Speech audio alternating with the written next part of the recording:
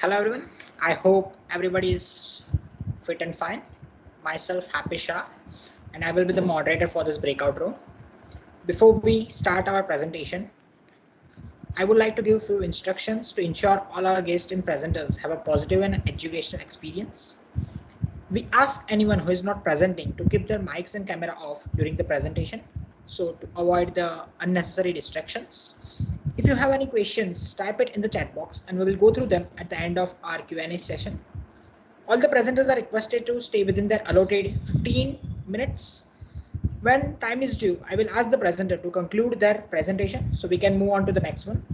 Lastly, I would just like to remind everyone that the session is being recorded. Thank you. Now I will pass it on to our first presenter, Mr. Yeah.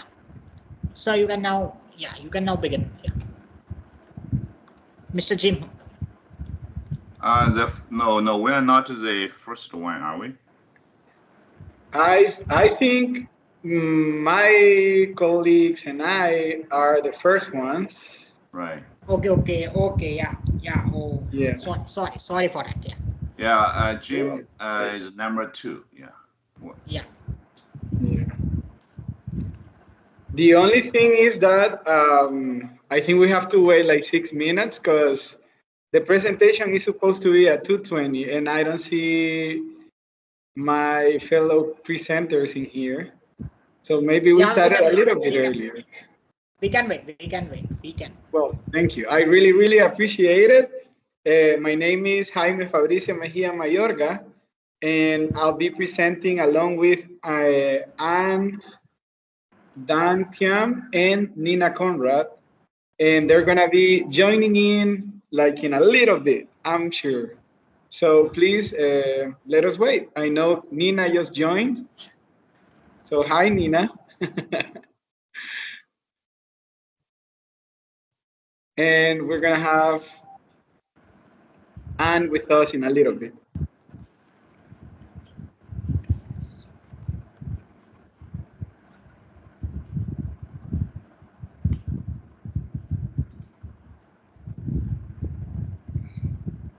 Hi, Nina.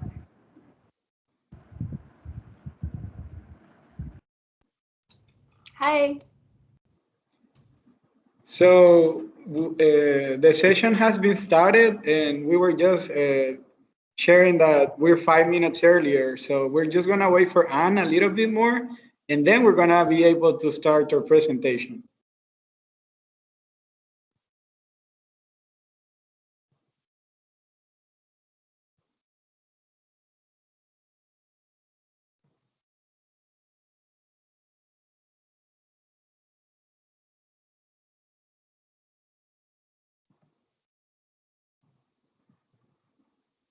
Yes, we have 5 minutes.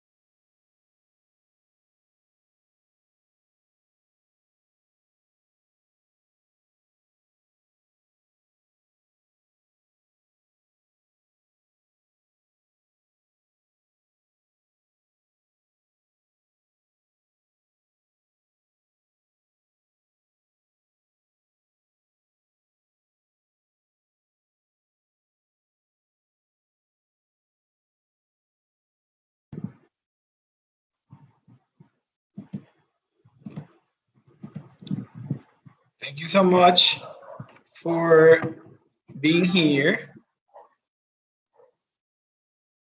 And we are told that we can start now. So we are ready to do it, even though we are having some issues with the file that we want to use for our presentation. So I'm gonna try to upload it again. And I think it is opening it now. And hopefully you are able to see it without any problem. If you're able to see our slides, please type something in the chat box or just let us know with a yes, so we know that you can see our slides. Awesome.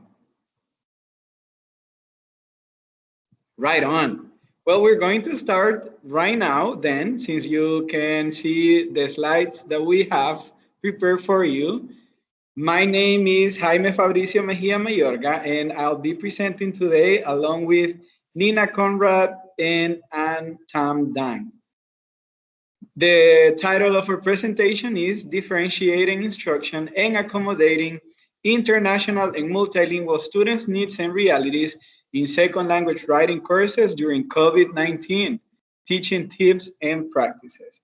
We're very excited to be sharing some of our experiences with all of you, and of course, representing the University of Arizona, where all of us are grad students and instructors of a wonderful writing program. So if you are okay with it, I'm gonna move on to the next slide.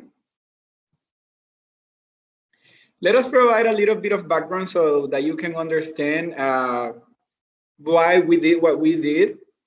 We three are instructors of the writing program in this four-year U.S. university, and we are instructors of second language writing courses. Most of our students are international students who are multilingual because they speak English and, of course, multiple languages. As it is known, I think we all experienced that. We had to, in this emergency of the COVID-19, we had to transition to online instruction. Some of us were prepared, some of others were more prepared than others, but truth of the matter is that we all were caught by surprise. Right, Nina? Yeah, so we will be sharing 3 tips based on things that worked for us in making this transition to online teaching. And all of the tips that we'll be sharing, we've been thinking about in terms of how they enact 3 types of presence in the classroom. These are social presence, which is just human-to-human connections between students, between teacher and students. Teaching presence, which is all the ways that we guide students through learning.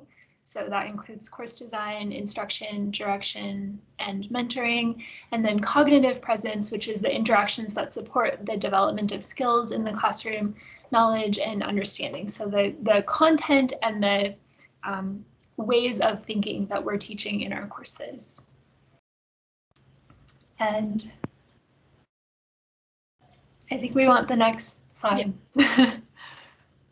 All right, so hi everyone, my name is Ang, and the first tip that we have here is how to manage teaching both asynchronously and synchronously. Our classes were designed to be taught live online and with lessons and activities regularly delivered through mandatory video conferencing meetings. However, many of our students experienced challenges with access to technology, internet connectivity, and time differences that made attending live online classes difficult for them. Therefore, we believe that it is important for us instructors to provide options for students to interact with class materials, both synchronously and asynchronously. And I personally held regular Zoom meeting every week, knowing that some of my students wouldn't be able to attend. Because of that, I would always have a weekly meeting agenda for students to follow up with what we discuss in class. So as you can see from this very tiny screenshot, each activity that students engage with during our Zoom sessions, there would be an alternative options for those that couldn't come. This took away some of of the work for the students who did come to the meeting and didn't add any extra burden to those that didn't have the opportunity. With this approach, students could easily track their progress in the course while knowing what other students were doing. Can I have the next slide? Thank you. Another affordance of online teaching for us was that we could encourage students to take advantages of different online learning platforms. We wanted to recreate the interactive aspect of on-the-ground environments, and we noticed that our classes tend to lack collaboration once we move online. Because of that, we made an effort to allow students to collaborate with each other. For example, they could be divided into breakout rooms on Zoom and work on an activity together. This helped them to finish part of the assignment with other students, making their learning a little bit less isolated in that sense. And we also like to incorporate smaller activities into each meeting that enhance more collaboration. For example, putting students into teams to play Kahoot on what we learned last week, asking students to create memes together that would be related to our class materials, or summarizing their work into Twitter tweet format to share with the whole class. Can I have the next slide? Again, since our classes operate on a mix between synchronous and asynchronous environments, we also wanted to point out that communication was the key to success. Making sure that our students were on the same page with us and with other students was our priority. We were very consistent with email and class updates, always pointing students to where they could locate the newest materials and reminding them of upcoming deadlines. We also did check in with each individual student through writing conferences or office hours so that we were aware of what was going on with their learning, since a lot of them lived in a different time zone and could be under a lot of pressure because of COVID-19. To understand this a little bit further, Nina and Jaime will discuss how open work times and office hours have helped students to feel more comfortable discussing and expressing their concerns and needs for their online learning experience. Thanks. So I'll be talking about open work time, which is really just the same as office hours, but I rebranded this term because we know from experience, probably a lot of us, and also from research, that many students, especially when they're starting out at university, may not understand the purpose of office hours or may be intimidated by them. So I wanted to make this sound like a welcoming space that was just open for students to drop into if they wanted to work synchronously together or if they wanted to talk to me about something. Open work time provided a space for what Darby and Lane call real-time, just-in-time conversations. If you look at the schedule that's on the right side of the screen, my course was scheduled at 9 a.m. Arizona time on Monday, Wednesday, and Friday. And instead of requiring students to attend mandatory meetings at all of those times, I held one mandatory meeting a week, although I did give an alternative, as Ing just suggested. But then on Wednesday and Friday, I had open work time where students could drop in if they wanted to, but they weren't required to attend. And then on all 3 days, there were always assignments due at the end of the same day. Some of the advantages of having open work time were that it was timely. So students always had an opportunity to meet with me before every deadline for assignments. It gave students a chance to get immediate feedback on their assignments or to look at what they were working on with me and to talk about it. And it also gave me feedback on how they were doing with the assignments. So sometimes if I needed to adjust the instruction or provide more guidance in the learning management system, I could do that. It gave me a chance to get to know students personally and check in with them. Very often a student would come in to talk about missing work or something, and then we would end up also talking about how they were doing personally, how their family was doing, how things were in their country, because most of my students were studying remotely from their home countries. So that helped me a lot just to know what was going on with them and to adjust my expectations in accordance. And finally, I just really want to emphasize that open work time is really open, not just in the sense that students can drop in, but also open to whatever they need or want during that time. So even if a student just wanted to come say hi and talk about how their day was going, that was welcome during that time as well. Next slide, please.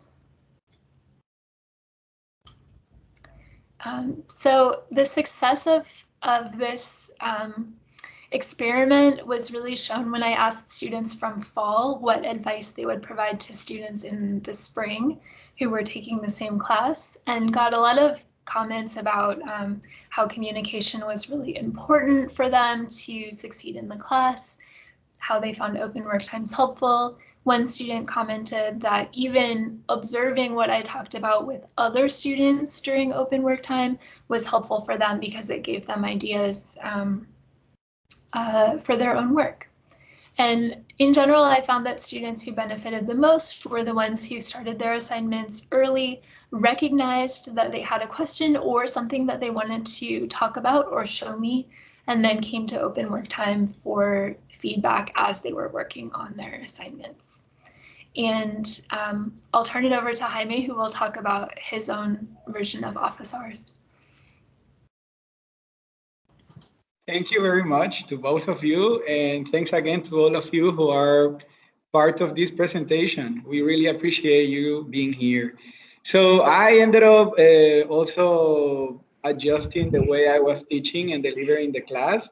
And these are some of the students' comments that kind of stood out for me based on what was happening in the world.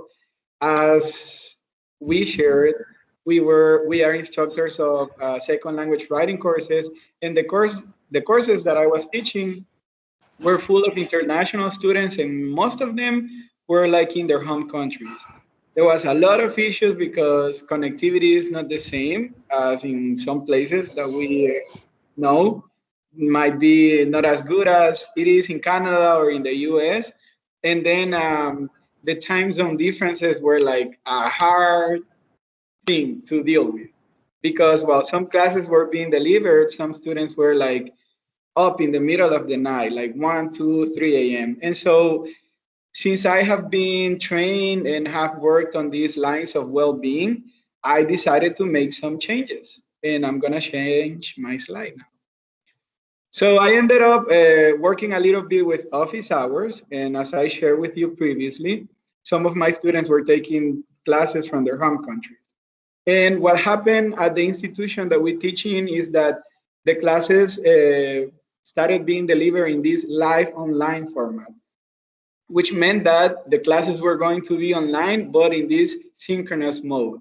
So we had to meet on Zoom, and then some of the class activities were posted on D2L. It was kind of not that practical for some of us because, as Anne explained first, we had to find ways to provide class content and activities to students that were in both modes, synchronous and asynchronous.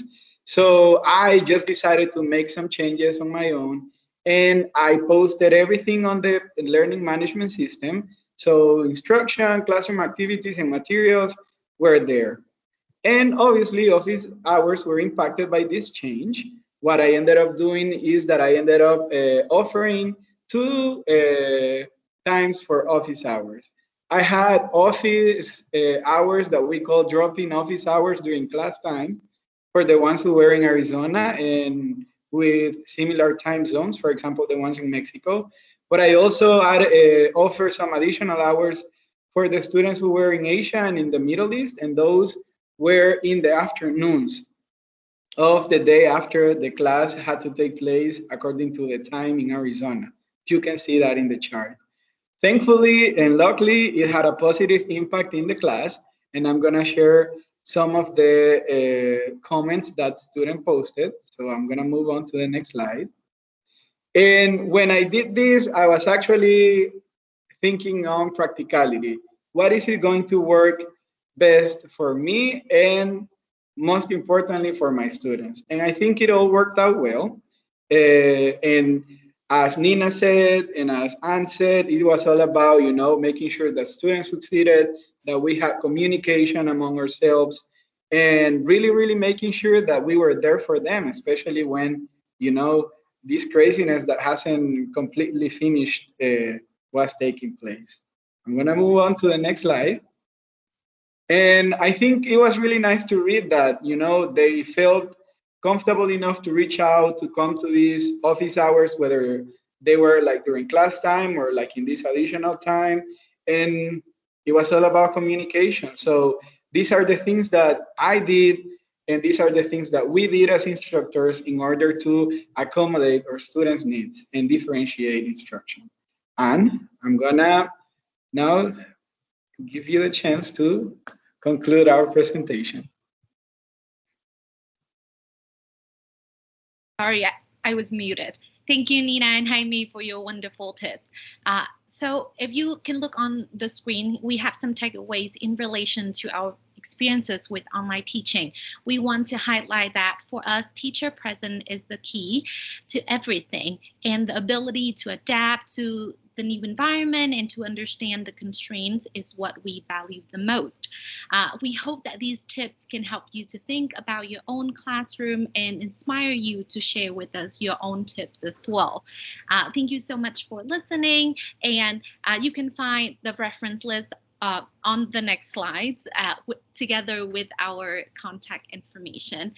Please don't hesitate to reach out if you have any questions, and we hope to receive a lot of questions later in the Q&A session. Thank you all so much for listening.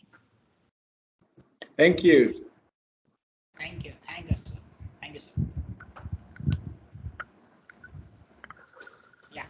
Now we can move on to the next presentation.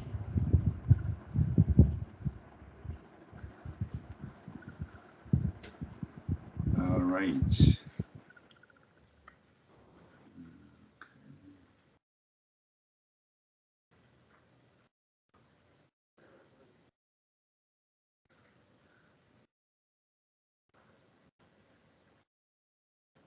Share screen.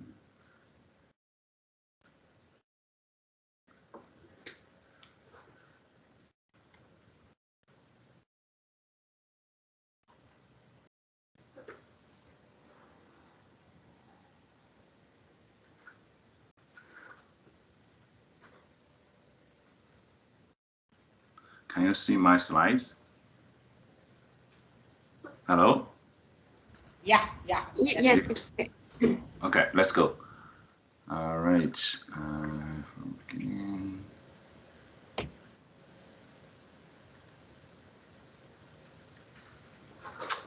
All right. My name is Jaime Hu, and I'm an associate professor at Thompson Rivers University.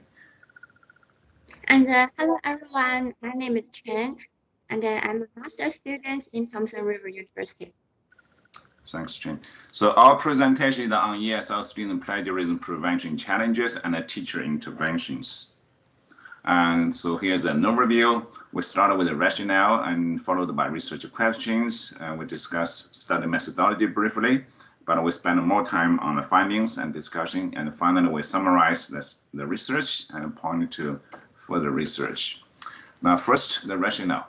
So plagiarism is the act of presenting the words, ideas, or images of another person as your own without giving credit. So this has been rising, especially during the COVID pandemic, as you probably know. So at the TRU here, plagiarism is the most widespread type of reported academic integrity violations, representing 43% in the last academic year. I will show you the figure in a little bit.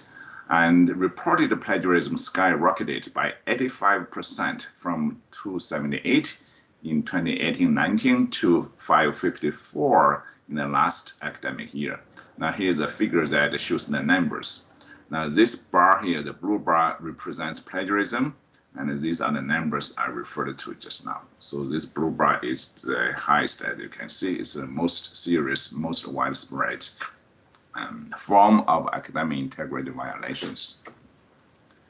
On the other hand, Research and belief suggest unintentional plagiarism, that is plagiarism without intention to cheat, as the most common type among university students.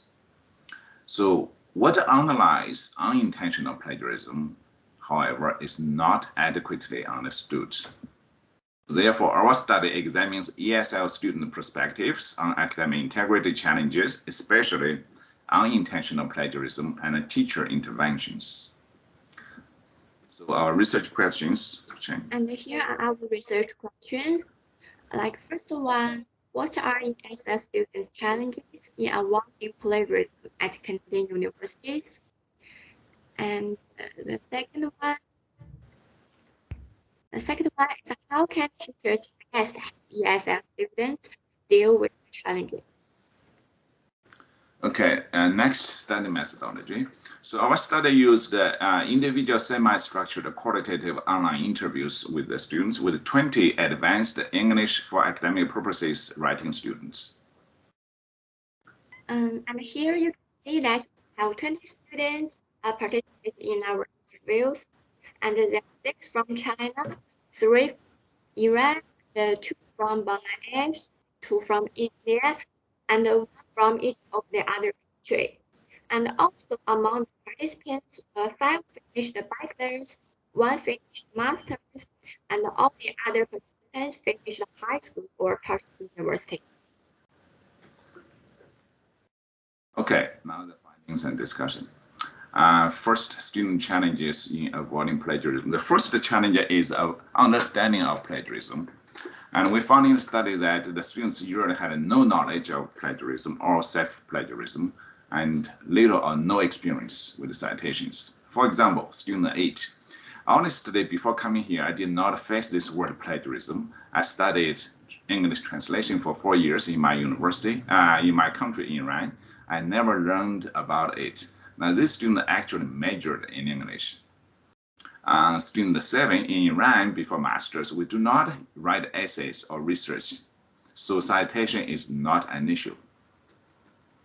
This student from China, and his response. English class is more to test the students' vocabulary and whether there are grammatical errors. Before university, the school student only needs to write about 100 words in writing of English class. We just write based on our understanding in general, rather than on specific sources.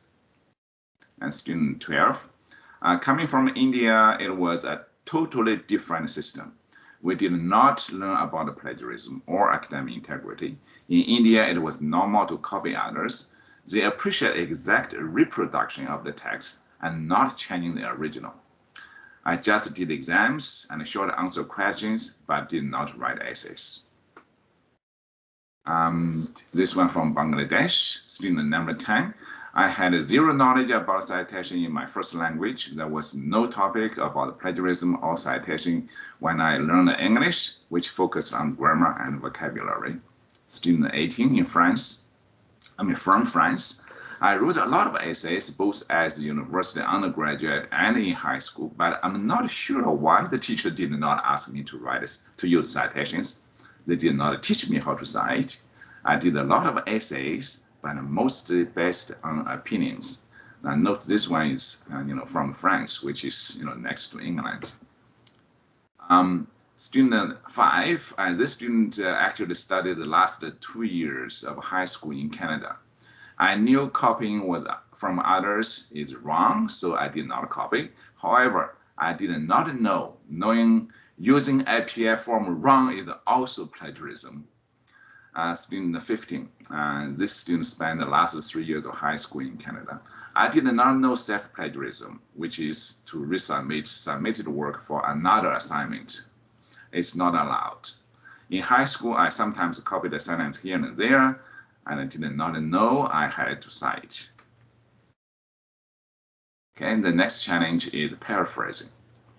Paraphrasing means rephrasing the meaning of the source using one's own words, but keeping the same meaning. So almost all the participants found paraphrasing difficult, even almost impossible. There are quite some studies on paraphrasing. Student number 2, for example, said that for paraphrasing, it is difficult because the wording from the source is perfect. If I change, I'm not sure if I can keep the meaning with different words, but I have to use different words because it's paraphrasing, right? And student number 9, sometimes I want to paraphrase the sentence, such as changing some words or whole sentence for paraphrasing, but to what extent to change? Is it 3 words, 5 words, 10 words? That's a good question. Student number 15, indirect citation is hard for me. When there is a bunch of sentences, you have to summarize or paraphrase because you have to first understand the original text and then make it shorter, and then write in your own words with the correct grammar, vocabulary, logic, and academic writing style. Number 15, you cannot use more than 10% of your essay for direct quotes and 30% for all of the quotes. They have to choose what to cite and what not to cite in order not to exceed the word limit, the citation limit, which is oversight, right? There is fake news and unreliable sources on the internet as well. Okay, the third challenge is reference list. Creating a reference list in the APA 7th edition presents challenges to all the participants in the beginning because different types of sources require different formats. For example, like information order, the uppercase, lowercase, italics, and the punctuation. A quote from student number 16. I struggled. APA 7, always like author, date, title, address. Some have no author, no title, no date. For me, very confusing. In Introduction to University Writing, which is the English 1100 at TRU here, some research I read is confusing because they use MLA format, which is very different from APA. Student 13, format was hard. For example, last name, year, title, all the little details. How to organize the format. The different types of sources are confusing, but after a few times of practice, we should be fine. Okay, so a student gives some suggestions for teacher intervention. In the beginning of a course or during orientation, teachers should provide style templates, models, samples, interactive workshops, and practice. Again, there are quite some studies on this. Student number 7 said, for example, it'll be better for ESL students to learn how to cite properly from the beginning before they take courses that have writing that require citations. Student number 20, do a survey, right, to see who has no experience with citations and needs help. Student number 15, take a class out and go to a workshop. That is the only way students can be aware of plagiarism and how to avoid plagiarism. Better than just give students the information. I did not know if I copied, I would get a 0.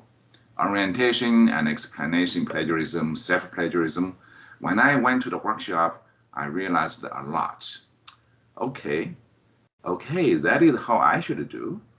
Explanations and examples, video workshops are helpful, but not good enough because they are not interactive. Student number 13, give examples, give templates and reference samples. Reference list is a big issue. Practice APA through exercises and essay writing. We learn through practice. That sounds practice. Perfect. Okay, finally, summary of the research and further research. So the major challenges for academic integrity, especially unintentional plagiarism, include the following. Students do not understand or misunderstood plagiarism. They had little experience writing essays requiring source documentation, limited or no knowledge of a citation like APA. Paraphrase is the greatest challenge. Reference list, varied source types require varied formats in APA 7.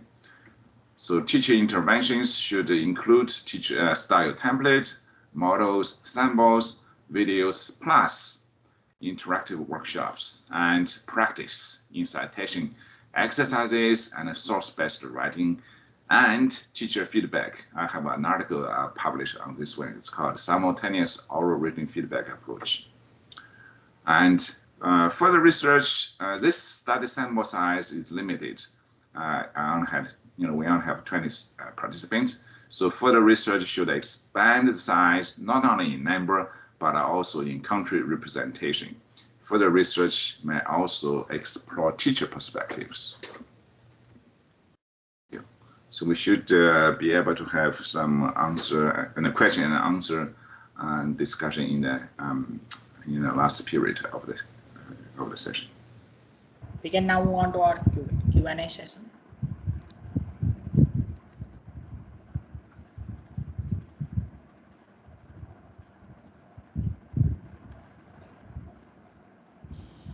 Oh, hi, my name's Lynn. I have a question. I'm interested, thank you all of you sharing your ideas. For me, I'm interested in more detailed technique or tips, such as, because for some international students in their mother tongues, there's no grammatical category that is corresponding to the English. So for you guys, what's the best way, or your suggestions on how to teach second language learners how to use tenses properly, how to develop paragraphs, how to use articles properly, things like that. Thank you. Can I answer that? Go for it. Okay. See, I teach English as a second language, and I've been teaching this for many years. So number one, you need to explain to the students the rules, okay, and tell them, for example, the verbal tenses. You know, in which cases you use the present tense, in which case you use the present perfect, and present perfect progressive, and then show them examples, and then give them an exercise, and then give them feedback. So 4 steps: explanation, followed by examples, followed by explain with the examples actually, right? And give them practice, and then give them feedback. So this kind of practice, explain back and forth.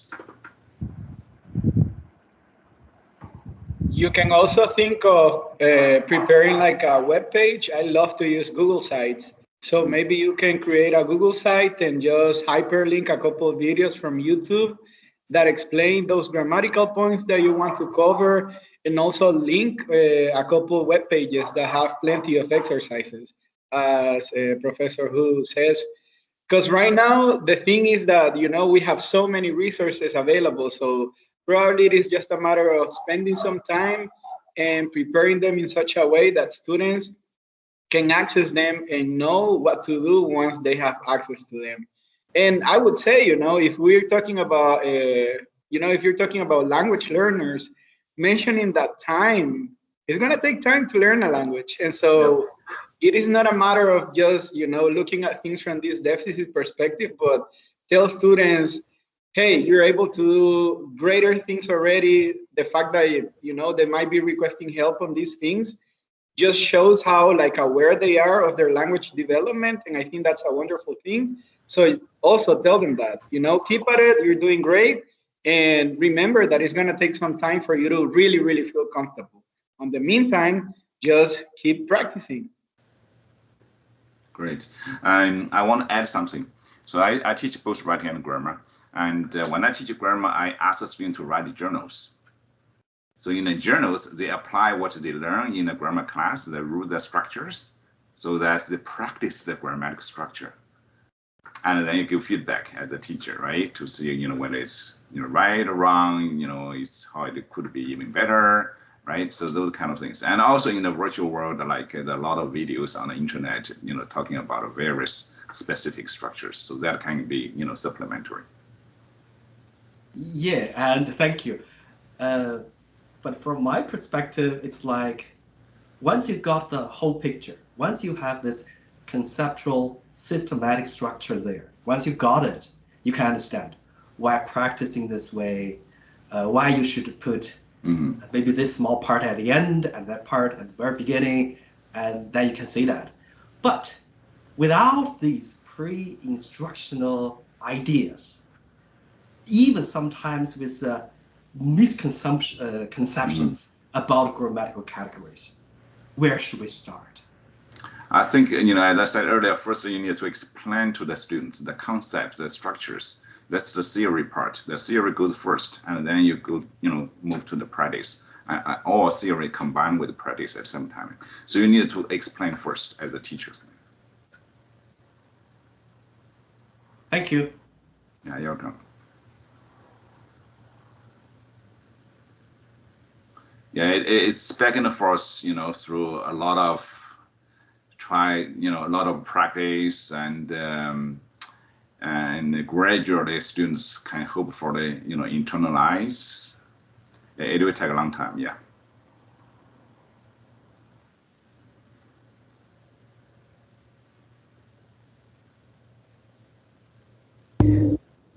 Hi, can I have a question?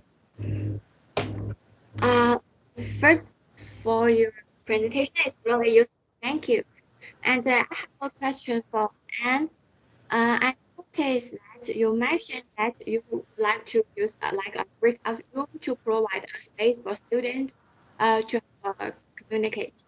But as a student, I find that online discussions, the students are always shy in the online discussions, and they are not active as face-to-face class during the discussion.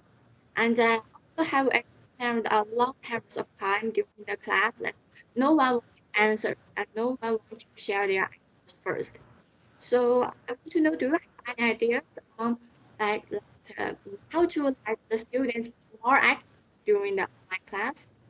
Since during the online class, we don't know each other, but in the face-to-face class, we think we are friends. So we like to talk anything with each other. But during the online, that we really don't share. And we are afraid to talk. I want to say that. Thank you.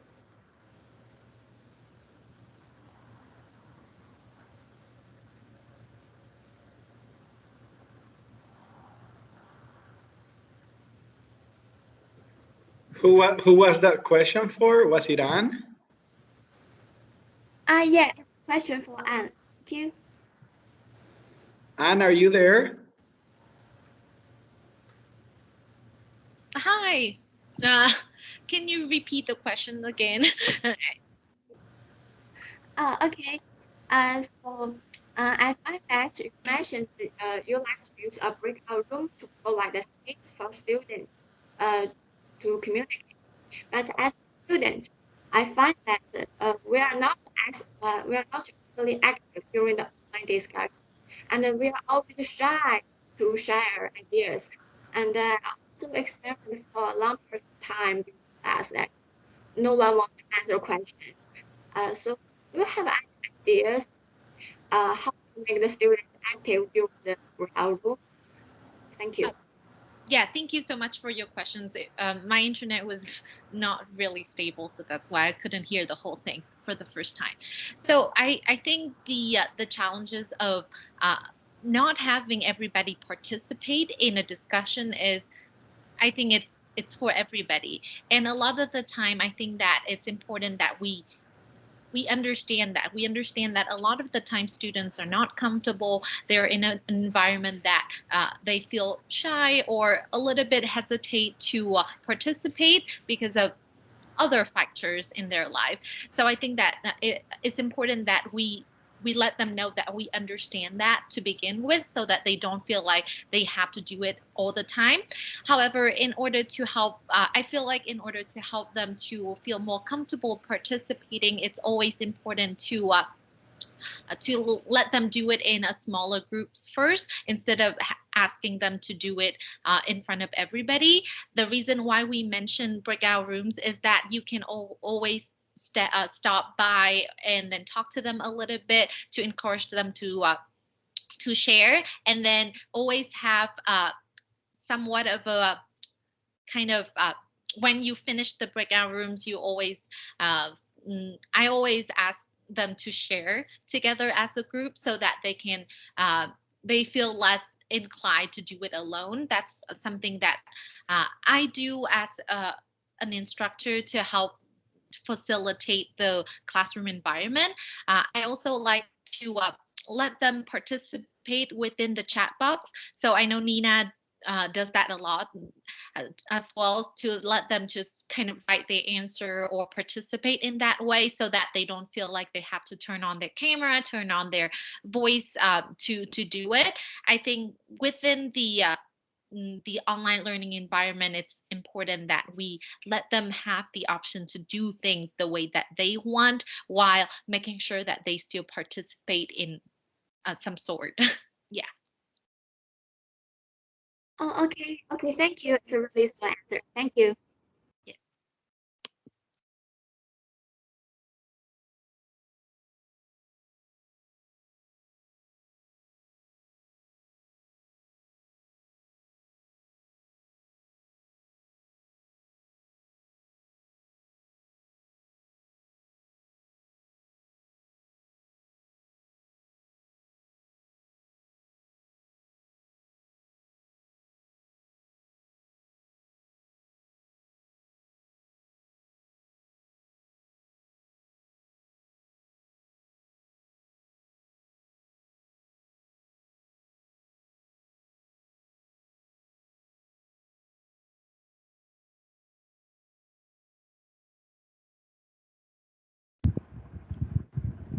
Okay, so I guess there are no questions, right?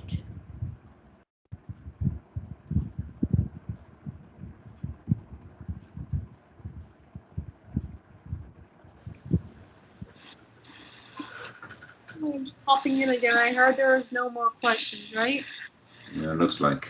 Guys, want to join another session? This presentation very concern those conversations. You guys are more than welcome to do that. So thank you so much for your time today, guys. I really appreciate you joining our event, and thank you for your presentations.